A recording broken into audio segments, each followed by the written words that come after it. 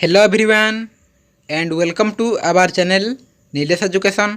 तो देख दशम श्रेणी IIT एग्जाम 2024 तो क्यों सब पाठर प्रश्न आसो ठीक अच्छे समस्त मन में प्रश्न जे IIT एग्जाम क्यों सब चैप्टर प्रश्न आसो आम इंटरनल असेसमेंट बा IIT एग्जाम सिलेबस गुड़िक आलोचना करवा। देख ऑल सब्जेक्ट सब सब्जेक्ट देखा Odia English Hindi Sanskrit math GSC SSC ठीक अच्छे सब सब्जेक्ट देखा।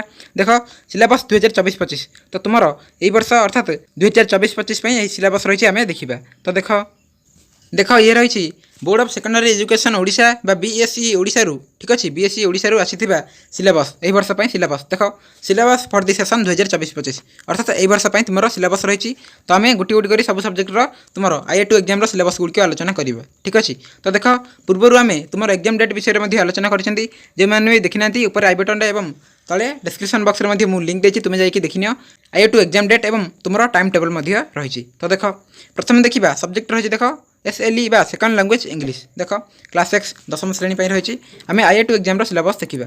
ये रही देख तुम IA1 सिलेबस जहाँ सरी जाइए तो आम IIT एग्जाम सिलेबस आलोचना करवा। देख ये रही IIT एग्जाम सिलेबस प्रथम देख detail text the solitary reaper एवं festivals of north east India then देख नॉन डिटेल स्टडी रही दि बेगर एवं a great son of India किंतु a great son of India रू no question set in the examination from this topic ठीक अच्छे। तो यही चैप्टर तुम प्रश्न आसब ना हुए तो IIT एग्जाम हुए तो आसीपे किंतु तुम जो हापी होली कि बोर्ड एग्जाम यही चैप्टर प्रश्न आसब ना। देन देख ग्रामर रही non finite verb forms prepositions letter and application एवं अनसीन पैसेज ठीक अच्छे। नेक्स्ट आम देखा देख ये रही सब्जेक्ट ओडिया एवं फास्ट लैंग्वेज ओडिया ठीक अच्छे। देख क्लास 6 दशम श्रेणी रही आम देखा। तो देख तुम IIT सिलेबस देख ये रही IIT सिलेबस पद्य रही राघवंक लंका यात्रानुकूल एवं चिलिकार सायंतन दृश्य गद्य देख सभ्यता और विज्ञान गल्प रही कालर कपल तले देन एकांकिका रही तुम फल्गु।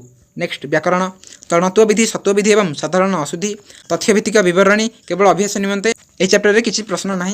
नेक्स्ट अनुच्छेद रही पत्र लिखन दरखास्त ठीक अच्छे। तो यह रही तुम Odia IIT exam syllabus next आम देखा।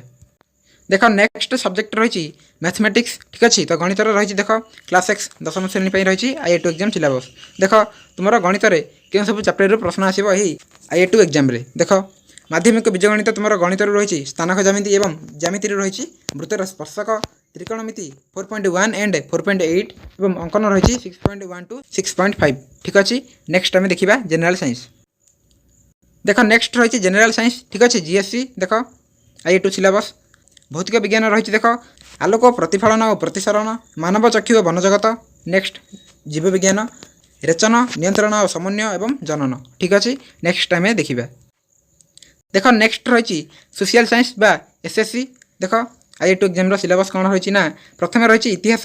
तो इतिहास रही स्वतंत्र ओडिशा प्रदेश गठन यही यूनिट रे जी भी चैप्टर अच्छी सब चैप्टर प्रश्न आसब तुम यही अध्याय पाखापाखि 4 ରୁ 5टी चैप्टर थी ठीक अच्छे। तो सही 4 किंबा 5टी चैप्टर प्रश्न आसब। देन देख राजनीति विज्ञान भारत में गणतंत्र ये तुम 2टी चैप्टर रही तो यही 2टी चैप्टर प्रश्न आसब।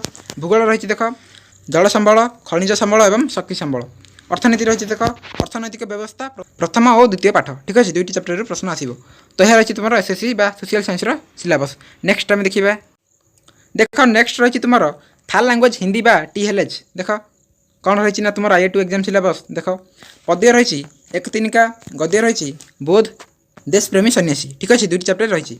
व्याकरण रही देख सर्वनाम विशेषण और अव्यय का सामान्य परिचय अपाठित अनुच्छेद ठीक अच्छे सब रही तुम Hindi IIT exam syllabus next आम देखा।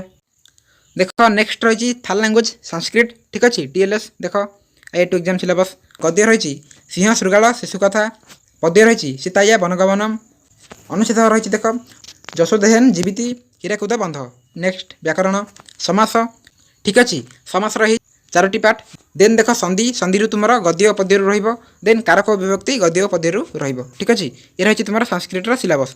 तो आम सब सब्जेक्ट देखिले जदि तुमको भोकेशनल सब्जेक्ट सिलेबस दरकार ताले मते कमेंट बॉक्स रे कह मु नेक्स्ट वीडियो तुम भोकेशनल सब्जेक्ट सिलेबस गुड़ी आलोचना करी।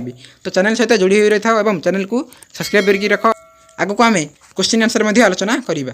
तो वीडियो एंड करवा। Thank you all.